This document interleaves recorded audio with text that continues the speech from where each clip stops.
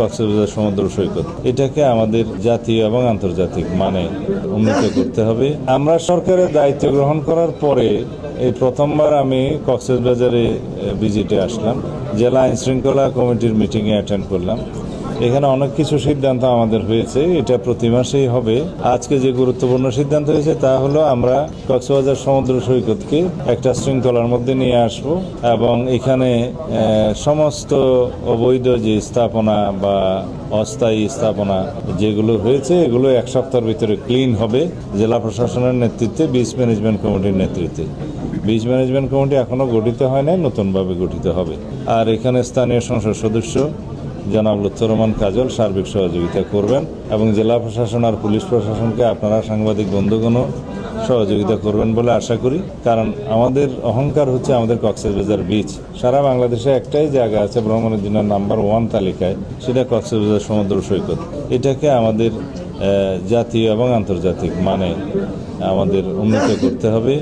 আর সেটা করতে গেলে যাতে আমাদেরকে এই বিচে একটি কোনো রকমের ময়লা আবর্জনা না থাকে এবং কোনো অবৈধ স্থাপনা না থাকে এবং এমন কোনো বিষয় আমরা ওখানে না আনি যাতে পর্যটকদের জন্য কোনো অসুবিধার সৃষ্টি হয় এবং দৃষ্টিকটু লাগে। দ্বিতীয় হচ্ছে আইনশৃঙ্খলা পরিস্থিতির সার্বিক উন্নয়নের লক্ষ্যে কক্সবাজার জেলাতে পুলিশ প্রশাসনের নেতৃত্বে এবং সার্বিক সহযোগিতায় জনাব লুৎফর রহমান কাজল স্থানীয় সংসদ সদস্য তার সহযোগিতা এবং তত্ত্বাবধানে এখানে সিসিটিভি ক্যামেরা সারা শহরে বসানো হবে।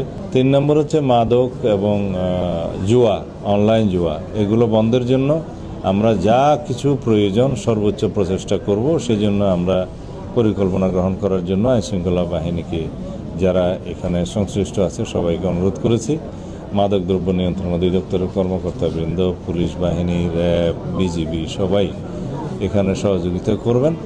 আমরা মাদকমুক্ত সমাজ গড়তে চাইলে আমাদেরকে প্রথমে কক্সবাজারের এই টুকিয়া, টেকনাফ এবং আমাদের এই রুটটা মাদক চোরাচালানের বন্ধ করতে হবে এবং মাদকের প্রচার বাণিজ্য সবকিছু আমরা এখানে বন্ধ করতে হবে।